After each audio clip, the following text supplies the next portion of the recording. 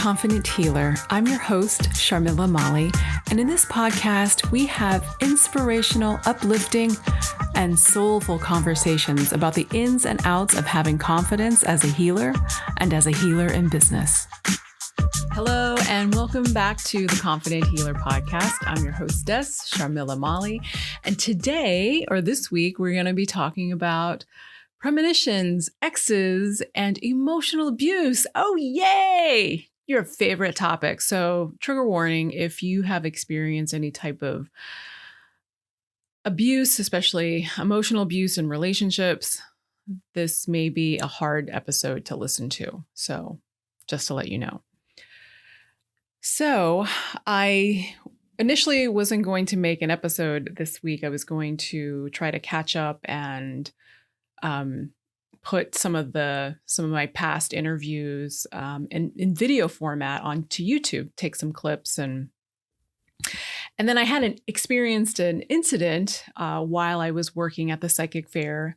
It's every other Sunday, and I was doing Akashic readings yesterday at the Psychic Faire at Starborn Healing, and after I did a reading for someone, I didn't have a client for a few minutes. So I decided to get on my phone and check my messages. And I see I had an email from a strange number. And I just thought that was weird. I was like, oh, someone sent me a text message and I could see part of it. And I was like, what is this? So when I finally downloaded it, I didn't realize who it was from until I saw the bit about I trust that you're taking care of our cats. And then I knew who it was from. It was from an ex. So this person, let me give you some background because I had some amazing revelations and a beautiful self-healing that happened while I gave a reading for myself about how I was feeling when I read the text from this particular ex. And to give you some context, it was, we were together for 7 years. It was an emotionally and verbally abusive relationship. And by abusive, I mean, like, he wasn't calling me a bitch or a hoe or anything like that. Sometimes it was verbal, as in sometimes he would question my intelligence. And emotional, as in being gaslit, saying, telling him that, hey, I didn't like the way you said that to me. I don't like the way you're treating me, and gaslighting me. Like, I didn't say that. I didn't treat you like that. Or just berating me. It was any time I didn't agree with him, or we were arguing about simple things. It was always an argument, and always, got a confrontation. He would lose his shit really quickly. And he would just try to beat me down emotionally to get me to stop arguing. And I wouldn't. So that's what I'm talking about. Emotional abuse. And I didn't even realize that's what was going on until like 4 years in, and that this was emotional abuse. And, and it's not just it wasn't just exclusive to me. It was pretty much to everybody. And it's suffice to say that he has a very difficult personality, to say the least. So that being said, with that background, I had so many interesting things coming out of this, because I realized that I'm having auditory premonitions. And I realized too, by reading his text to me, this email, which, to anyone might sound like, oh, well, this sounds really nice. But if you knew him, it's kind of transparent. The whole time I was reading it, my reaction was this. And for those of you not being able to see the video, when you eat something bad or you smell a fart and you just kind of have that like scrunchy look, like, what the fuck? That was my reaction. And I just found it to be quite disingenuous. There was nothing genuine about it except for my name and his name. And I realized after I gave the reading to myself, I was like, oh my God, like that's how the impact of the emotional abuse, how I'm still being affected by it, that I'm getting this note from him and I'm questioning myself instead of trusting myself, like questioning myself, like, am I jaded for thinking this is disingenuous? This is all bullshit. And it's like, no, you're not. And we'll hear about that in the reading that I will talk about later. So premonition, the auditory premonition. So where I'm currently living is an apartment building, and he used to manage it. We used to manage it together, and so I manage the building, and we both work for the same company, the same property management company. This is a side gig that I have, and he moved to a different city just outside of where I live, and manages that building. And after we've been broken up for 5 years now. About a year, maybe a year and a half, he would come around to see if he could visit the cats, not asking me for permission, just coming up because he was in the town where I live, and would try to call them because they're indoor outdoor and they have access through the bedroom window. And so one time I was home. So it's a few times I was home over the years before the pandemic hit. And I would be home and I'd hear someone, calling for Kashmir. And I was like, oh my God, is that him? Is that the ex? And I go out and he'd be in the back parking lot. And this is a small building, a small back parking lot area. And he'd be calling for Sabrina and Kashmir and looking for them. And and who knows how many times he's done that when I'm not home. And I would go into the bedroom and Kashmir was just kind of like looking like, I don't know who that is. And Sabrina would go out and, because she's a little bit more social, she's like, I'm going to go see who that is. So yeah. So who knows how many times he did that when I wasn't home. And then during the pandemic, we're in lockdown and it was like November and December. I was sitting at the dining room table, and I'm getting to the premonition part, by the way. I'm just giving you some background that he comes unannounced, doesn't ask me. I don't want him to ask me to visit, apparently because he still thinks it's his cats. And so November and December of 2020, we're in lockdown in California and in our county especially. And I hear this sound and it catches my attention. And I just happen to be editing an episode. And I was just like, what the hell? And I look out the window and I see him looking for the cats, like looking, going to the back of the building where my bedroom is. I'm on the ground floor and looking for Kashmir and Sabrina, my two kitty cats. And, I'm in a relationship. We live together, and my current partner wasn't home at the time. And I just sat there and watched him. I went into the bedroom and Sabrina went outside, and she wouldn't let the ex pet her. She was just kind of being coy. And then he left. And I was just like, oh my God, like, are you kidding me? He's still coming here. Like, I just totally forgot about that. And then the next month he came again. And this time my partner was home, and I was going to go out there. I was like, hey, do you want to go meet him? And he was like, no. And he was like, don't go out there. I was like, why? I can just tell him not to come, because I felt comfortable doing that with my partner at home. And the reason you might be asking, well, why don't you just tell him to leave? Because I didn't want to deal with the bullshit. I didn't want to deal with any possible confrontation. I didn't want to deal with, possibly being manipulated into me scheduling time for him to see the cats when he has a cat. And I just don't want to deal with him. I don't need that. I don't want that interaction of me being manipulated and somehow being talked into, well, it's only fair that I should see the cats and this and that, that whole conversation or escalate into a confrontation. Like, I didn't want to deal with it. And the reading that I gave myself yesterday about this situation revealed to me something that I hadn't considered, which is that I'm still dealing with the effects of the emotional abuse from that relationship. So he shows up because we work for the same company. I realized, I was like, okay, this is a workplace issue. He's showing up to another property. He has no business being here.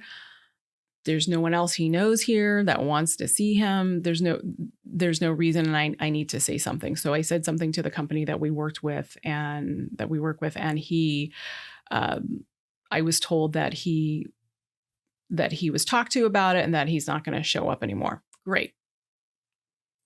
So cut to this year in October, 10 months later, after that conversation, guess who shows up?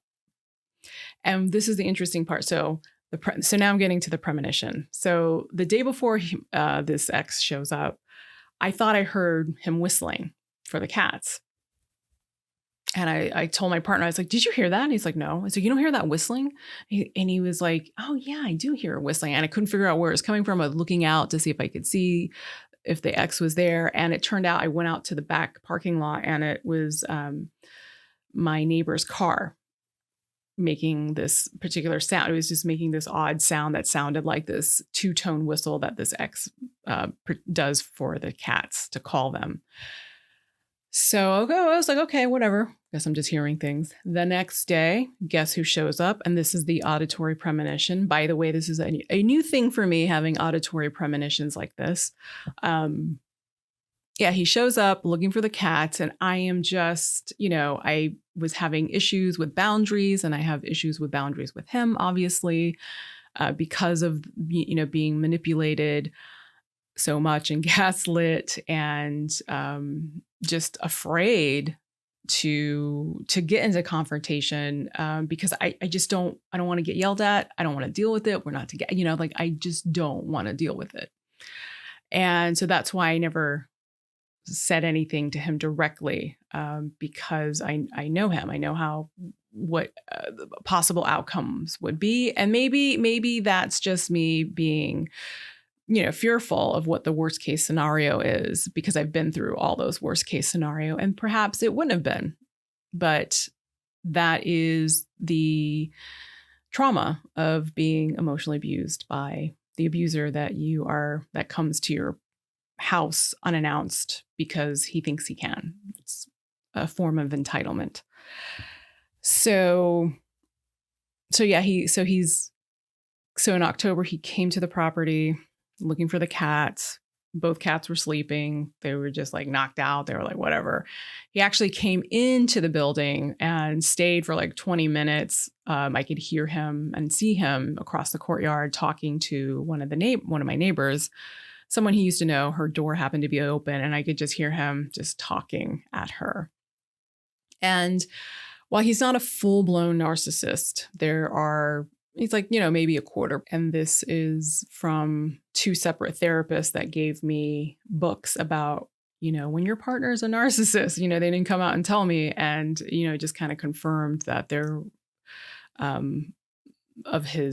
that he tends to have narcissistic tendencies and has anger issues as well. And so I called the office, and I was like, guess who's here? And she was like, don't go out there. And I was like, okay. So I just waited till he left. There was a conversation again for him saying, there's really no reason for you to be there, and she's uncomfortable with you there. And I was told that it shouldn't happen again. So yeah, we'll see. So yesterday, before I left my house for the psychic fair, I was in the bathroom getting ready, and I thought I heard him whistling. And then I heard a man's voice say, oh, there's a good kitty cat girl, or something like that. And I was just like, oh my God, because the bathroom and the bedroom are right next to each other. And so I, went into the bedroom to see if he was out there petting one of the cats. And Sabrina was outside the cat door outside the bedroom window, and Kashmir was inside. And I looked outside and I didn't see anybody. And so I immediately, like, my heart was racing. I was like, okay, I'm going to go confront this. We're going to deal with this, because he was specifically told, this is twice now, not to come here. He is trespassing. And that's a whole nother thing right there. Trespassing and this guy, this ex. So I go out to the courtyard to look for him, and I see a man with a baseball cap walking to the back again, to the back of the building and to the side. And I go out there, and I don't see him, and he's already around the corner. And I reach the corner of the building, the side of the building where the alleyway is, and we have all the trash cans there. And I see somebody putting trash and walking out the front. I was like, wait, who's that? So I go run out the front, and I see that, oh, it's my neighbor's brother. So it wasn't my ex. And it wasn't that ex. And I was like, okay, whatever. And I go to the psychic fair. Like I said, I did a reading for someone, and I didn't have somebody for another half hour or so. And I checked my messages, which brings us to the present day. So I see that I have this message from someone, and I realize it's from the ex that I have been describing in this episode. And I like I said, like, I read it and was just like, what a bunch of bullshit. Like, this is so disingenuous. And then I just thought, I'm gaslighting myself. I'm second guessing myself, because this is the nature of our relationship. Like, am I being jaded? Maybe I'm being jaded. So I decide to open my records and give myself a reading while I have time. And I don't open just any records. I open the records of Ancient Mother. Now, why I opened that, don't ask me. I don't know. It was just an intuitive hit, because I was like, should I open mine? I was like, oh, maybe I'll open the founder. I was like, no, I need a quote unquote feminine energy. And so I decided to open the records of the Ancient Mother. And I asked, so now I'm going to read you what I got. So I asked, am I jaded and have resentments to the ex? And Ancient Mother responded, not jaded, you resent yourself. Just like you said, it hits you as bullshit because he's so manipulative. His epiphany has nothing to do with you. You let go. You need to release your resentments of being with him and making that choice. He's trying to find a way to engage because he wants approval, acknowledgement. You are putting up a boundary, and here he comes to poke it. He thinks he's being genuine, but yeah, that's why you feel the disingenuousness. The connection is the cat's, and you are part of him to him. You are a little his still. He thinks that. So they're saying that he thinks that I'm still his, just a little bit. And so they continue, and Ancient Mother says, let it go. You felt him today and remembered how much fear you have of him, the confrontation, the frustration of his narcissism. This loss of not being heard, of the pain of being berated, you're still dealing with it. And so then I asked, how can I find balance with being emotionally abused? By asking just that, allowing yourself to find balance and letting it go. You're okay. You know that. Allow yourself to be okay that the abuse happened and you aren't that person anymore. It was in the past. You grew. You didn't betray yourself. And then she makes a joke. Ancient Mother makes a joke. You're at the psychic fair, of course. Of course, this would happen at the psychic fair, right? And for those of you that don't know, in a previous episode, I think it was episode 2 or 3 of this season, season 2, I was at the psychic fair and there was a lull. So me and this other woman, Claire, we did a trade where I did energy work on her, and she gave me a channeled reading, and we ended up helping Anthony Bourdain cross over, because I had a dream about Anthony Bourdain, and I had a dream about my grandmother who had passed away. And so that was at the psychic fair too. So, magical things happen at the psychic fair. You guys should come. every other Sunday. It's in person in Ojai, California. And so then I wrote, I didn't realize that's why I didn't go out there to talk to him. And Ancient Mother responded, because you were afraid of getting manipulated, not having your boundaries respected. And it would bring up all these years of battling and getting berated and gaslit. And then I said, anything else? And Ancient Mother responded, no, just thank you for acknowledging and allowing yourself the space. We love you. So yeah, that question, how can I find balance with being emotionally abused? And I could feel, and here's the self-healing that happened. It was just so beautiful. And to be sitting at the Psychic Fair while this is going on. And Claire wanted to come talk to me. And once I was finished, I was telling her, I was like, yeah, I had a very interesting moment there. And I had some self-healing. She's like, yeah, I could tell something was going on with you. Because she was across the room. And she's like, she's French. She's like, I didn't want to disturb.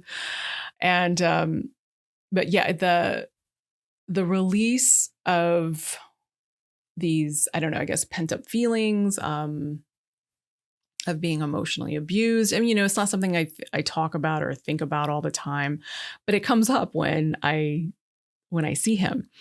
And, oh, by the way, I just want to tell you this too, is that, like over the years, like sometimes I would run into him and he would tell me like, oh, I came by and the cats look really great. You're doing a good job of taking care of them. And I'd just be sitting there, like just stupefied, like stunned, deer in the headlights. Like, what the fuck are you doing? Still continuing to come to a place that you are no longer welcome, and anyway, back to the healing, back to the self-healing. So when I asked that question and asking this in, Ancient Mother, opening the Akashic Records of Ancient Mother, the release that I was feeling in my body just immediately, self-healing, healing can look and feel so many different ways. It can be really painful and then you feel like this bliss, but this was just kind of like, it felt like an old tire that needed new air. And so you have to release the old air of the tire. I don't know if that's but just felt like something was being deflated. Maybe that's a better metaphor yeah, I just could feel this energy being deflated. I could feel my body relaxing. It was more in my solar plexus, my third chakra. Interesting, right? Third chakra being how your power center. That's where your confidence can lie. It has to do with self-esteem and how you assert yourself in the world, right? Your assertiveness. And so I could feel a lot of that releasing in my third chakra and just feeling a lot of peace coming in. And just me asking that question just released that a layer of trauma that I hadn't realized. And that's when I realized, I was like, oh my God, I'm still traumatized from the emotional abuse, and me avoiding him and not wanting to go out there and ask him nicely to please leave and not come here anymore. It was too much. It was too much for me because I was afraid of angering him, because you never know. You never know you never know how he's going to react. And then, if not being angered, then being manipulated of, well, if the shoe was on the opposite foot and I had the cats, I'd come let you see them. No, he wouldn't. It's all bullshit. So it just not being able to say no, not having that boundary. So yeah, that was it was just remarkable because, I'm sitting here like, oh, okay, I'm going to check my email. And then I go have this whole amazing like self-healing, or getting healed through my Akashic Records or the Akashic Records of Ancient Mother. And so I just sat there with it and continued asking the readings as I was, writing it down. Cause like I said before in that episode about Anthony Bourdain and my grandmother, when I give myself a reading, the way the information comes through is by writing, either typing or pen and paper, the old-fashioned way. And again, when I'm reading for another person, I don't need pen and paper, although sometimes I do have it because they have me write stuff down or draw something for the client. But it works differently with another person sitting in front of me. So yeah, it was just so interesting, and I'm just really glad that I have that tool of accessing the Akashic Record. I'm so grateful that I have that, to be able to, get some insight and touch upon something that I really didn't realize, how deeply I'm still being affected by that emotional abuse. So just for anyone out there who has been in an emotionally abusive relationship, like it's okay. You're going to get through it. You are resilient. You are amazing. And while you didn't deserve that, it happened, and to find ways to heal from it, find positive ways. And I'm also here for you, because that's what I do. That's a lot of my clients are always usually someone who has trying to get over their ex, and part of that is some sort of emotional abuse that they endured. So, you kind of attract people that mirror what you have gone through in life. And that is the path of a healer, folks. That's how it works sometimes, most of the times. So I just wanted to relay those messages for someone that might need to hear that as well. And that, don't beat yourself up because you feel like you have to be friends to be nice. Like, don't be nice. Like, honor your feelings, whatever they are. And if you feel like you don't need to talk to this person that is your ex that is abusing you, don't. You owe that person nothing. So that's my spiel for this week. Thank you all so much for listening, and I will see you next week. This is Sharmila Molly signing off as the Confident Healer. Bye for now. Thank you for listening. Please go to www.theconfidenthealer.net. This is the best place to listen to the podcast, and it's also where you can go and find the guest info in the show notes. Remember, there are 3 important actions to take to help grow the show. Invite others to listen, leave a review if you learned something new, or if you just learned something, and by leaving a donation. You can find the links on theconfidenthealer.net. Thank you so much for listening, and we'll see you next week.